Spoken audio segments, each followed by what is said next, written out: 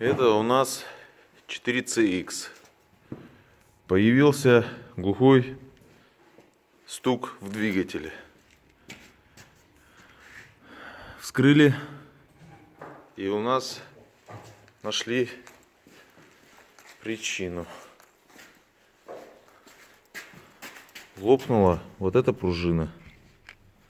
Вот эта пружина. Вот здесь вот. Вот эта пружина находится здесь. Вот поставили ее самодельную вот такую вот, обычную. Русский вариант, УАЗовский вариант. И она будет дольше работать. Вот здесь вот видно плоская. Плоская. Да. И поставили обычную. Обычную. Так что вот так вот.